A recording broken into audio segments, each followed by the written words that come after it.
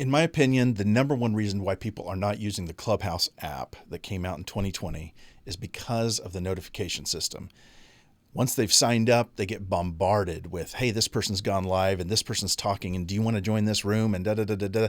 And they quickly go into their notification systems on their phone, if you're like me, and you turn off notifications completely for the app, therefore making it totally unusable. And then you forget about it. And then people keep talking about Clubhouse and you feel like you're out of the conversation.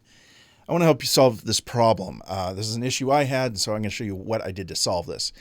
And the very first thing you need to do is fix the notification system. So we're going to do that first. My name is Zion, and I am the owner and founder of the Get Known service, which supports content creators. So I help publish and produce podcasts and market podcasts, repurposed podcasts, YouTube videos, and blogs. And the whole purpose of this is that my clients, all they have to do is just worry about creating content, and I do everything else for them. But if that's you and you have an interest in that, give me a call for a 15-minute free consultation. The link is below. Okay, so let's jump into this. First and foremost, go into settings on your phone, go to notifications, and you want to turn on notifications for Clubhouse. You're going to have that on. So go into Clubhouse, and you can customize how the notifications appear on your phone. This is for Android and iOS, by the way. When this first came out, it's just for iOS, but it's not anymore. You can get it on an Android phone or platform. Anyway, turn on the notifications the way you want. Once that's set, we're going to go into Clubhouse. So open Clubhouse up. Now, if you first start up Clubhouse, it's going to walk you through things and to get you set up, and it's going to ask you for a ton of interests, and it's going to look a lot like this. In fact, you can change it at any time, but you're going to see a screen that kind of looks like this. I strongly suggest only choosing 2 or 3 things that interest you. Don't choose a ton of things until you're really comfortable with this platform, because you're going to get a lot of notifications and you're going to see a lot of stuff in your hallway, which is kind of like your dashboard of stuff that you don't really care about. So just choose 1 or 2. I've chose music because I produce music, and podcasts, which I produce podcasts. I like to know what's going on with that, and entrepreneurship because I'm an entrepreneur. Okay. The next thing I want you to do is you need to set up your profile. Set up your profile and make it something that's interesting, that people would like to read and want to follow you. This is really important to actually choose some text and copy that actually represents you pretty well. At the very bottom, it allows you to add your Twitter account and Instagram account. I strongly suggest doing that. In the beginning of this app, you weren't allowed to DM people in the app. You had to go to their Twitter account and DM there, or Instagram. You can now do it inside the app, so it's not quite as important, but I strongly suggest connecting those apps to it as well. The next thing you want to do is you want to go into your notifications inside the app, and this is the most important thing. So this is where my followers are. As you can see right now, I have very few followers, people I'm following, and it's because I don't want a lot of notifications from them. I want this app to be people I actually care about and want to use. So in this list, you're going to see all the people that you've chosen to follow. Once you've chosen to follow people, go into here, into your followers, and choose how you want to follow them. If it's somebody that you know really well, you can go in and say, you click the little bell button and you can say, I want to always be notified when they go live, because you might really want to know that. Or you can choose sometimes or never. Most of your contacts, even if you love these people, I strongly suggest choosing never ever, because you will get inundated with notifications, and I want this app to be super useful to you. So go into each person that you are following, not your followers, people you are following, and choose how you want to be notified. I only choose 2 or 3 people that I always want to be notified about if they go live. The rest of them are either never ever, and some of them are sometimes. Sometimes I just want to know if that person goes live, I might want to get into the app.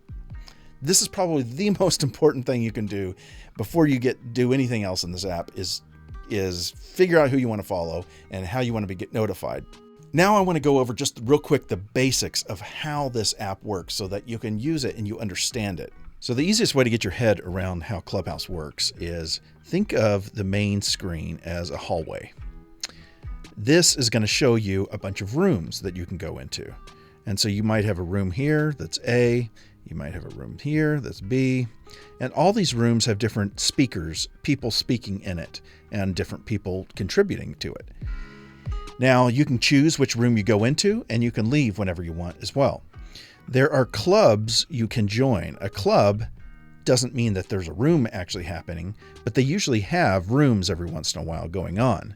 So if you're following a club, it'll tell you when they have a room going on. If you're following a person or a contact, it'll let you know, hey, this person's speaking in this room. Do you want to join if you have the notification? So it's important to understand the difference between rooms, clubs, and people. And once you get that, it's actually pretty easy. So there's a lot of other details to this app that I don't really want to go into because there's some great YouTube videos out there that already do that. And I'm going to put those links below so you can just check those out and get to know all the little details. What I wanted to do is just give you the basis of how this app works so that you can go forward and kind of get the gist of how to use it.